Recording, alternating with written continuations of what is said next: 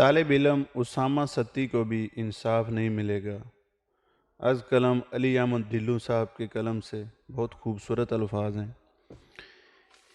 ہندوستان میں راجہ ایلرا نے 2005 قبل مسیح سے 161 قبل مسیح تک ریاست انورادھا پور پر حکمرانی کی۔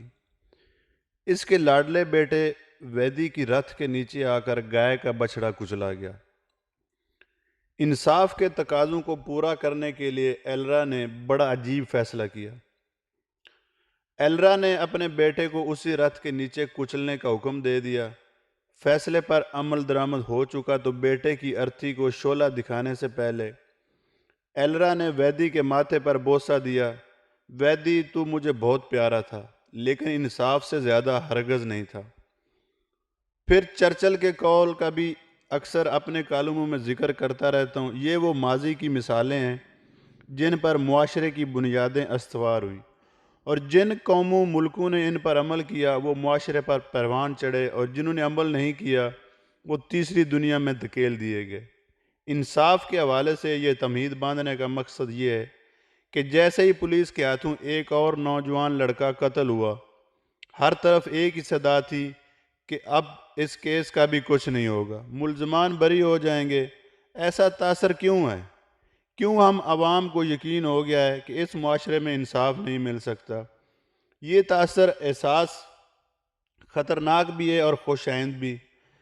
خطرناک اس لیے کہ اب معاشرہ تباہی کے دہانے پر کھڑا ہے، جبکہ خوش آئند اس لیے کہ شاید اب بادِ نظر میں انقلابی تبدیلیاں آنے والی ہیں، یعنی کہیں سے بھی کوئی انقلاب کی کرن پھوٹ سکتی ہے۔ لیکن فی الحال تو بقول شعر ہمارا حال کچھ ایسا ہے کہ مٹی کی محبت میں ہم آشفتہ سروں نے وہ قرض اتارے ہیں جو واجب بھی نہیں تھے۔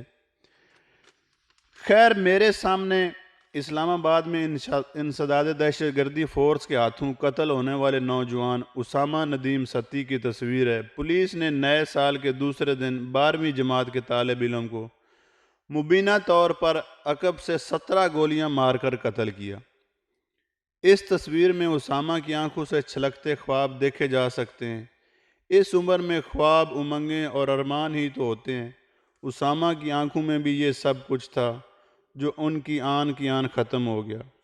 پولیس کا کہنا ہے کہ وائرلیس پر ڈکیتی کی اطلاع ملی تھی، جس کے بعد کالے شیشوں والی مشکوک گاڑی روکنے کی کوشش کی گئی، اور نہ رکنے پر اے ٹی ایس اہلکاروں نے فائر کھول دیا۔ پوسٹ مارٹم رپورٹ کے مطابق اسامہ کے جوان لاشے میں 6 گولیاں پیوست ہوئیں اور وہ زندگی کی بازی ہار گیا۔ ڈی آئی جی آپریشن اسلام آباد نے واقعے کی اطلاع ملنے پر پولیس اہلکاروں مدثر، مختار، شکیل احمد، سعید احمد، محمد مصطفیٰ اور افتخار احمد کو حراست میں لیے جانے کی اطلاع کے ساتھ ساتھ ٹویٹ کیا کہ مشکوک کار کا تعاقب کیا گیا۔ اسلام آباد کے سیکٹر G10 تک اس کار کا تعاقب کیا گیا، جس کے بعد فائرنگ کی گئی۔ سوال یہ ہے کہ مشکوک کار کو روکنے کے لیے کیا یہ آخری حربہ رہ گیا تھا؟ اگر کسی کار کے کالے شیشوں کا ہونا ہی اسے مشکوک ٹھہراتا ہے تو اسلام آباد میں کالے شیشوں اور مشکوک نمبر پلیٹ والی گاڑیوں تو عام پھرتی ہیں۔ پولیس جانتی ہے کہ ان کالے شیشے والی لینڈ کروزر ڈبل کیبن ڈالوں پر ہاتھ نہیں ڈالنا، لیکن یہاں گاڑی 660 سی سی کی تھی۔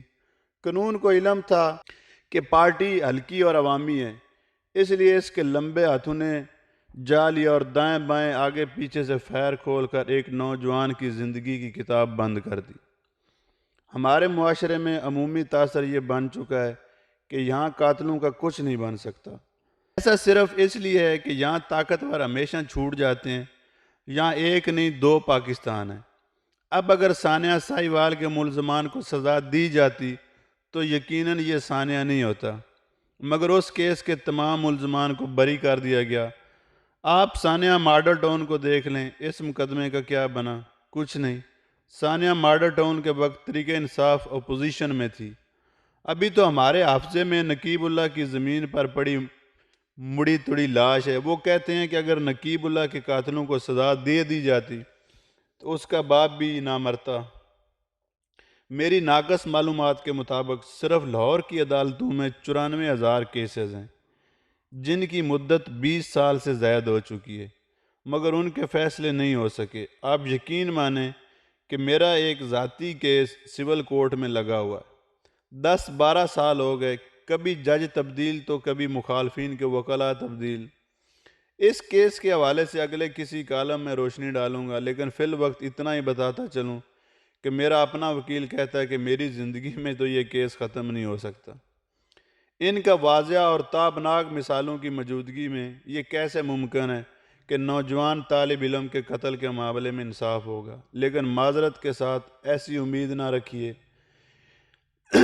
کیونکہ اس ملک میں ہزاروں افراد پولیس کے ہاتھوں قتل ہو چکے ہیں اور مسلسل ہو رہے ہیں۔ آج تک کسی طاقتور مجرم کو سزا نہیں ہوئی۔ یہاں رول آف لا کی باتیں ہوتی ہیں، نئی عدالتوں کے قیام کی باتیں ہوئیں، اسپیڈی ٹرائل کی باتیں ہوئیں، مگر مجال ہے کہ انصاف کا نظام بہتر ہوا ہو۔ سوال یہ ہے کہ کیا نیب کورٹس اور دہشت گردی کورٹس کی طرح ماورائے قانون قتل کے مقدمات کے لیے بالکل الگ کورٹس نہیں بنائی جا سکتی تاکہ 1 ماہ کے اندر اندر فیصلے ہوں؟ کیوں حالات ایسے بنائے جا رہے ہیں کہ عوام سولی پر لٹکے ہوئے ہیں؟ یہی وجہ ہے کہ عوام یہی راگ الاپ رہے ہیں کہ اسلام آباد میں پولیس کے ہاتھوں قتل ہونے والے طالب علم اسامہ کو انصاف نہیں ملے گا۔ اسامہ کی طریق انصاف کے پرچم والے مفلر اور ٹوپی میں تصاویر سوشل میڈیا پر پھیلی ہوئی ہیں اور کپتان کے ٹائگر میں بے چینی پھیلی ہوئی ہے۔ وزیر اعظم نے اس واقعے پر نوٹس تو لیا ہے۔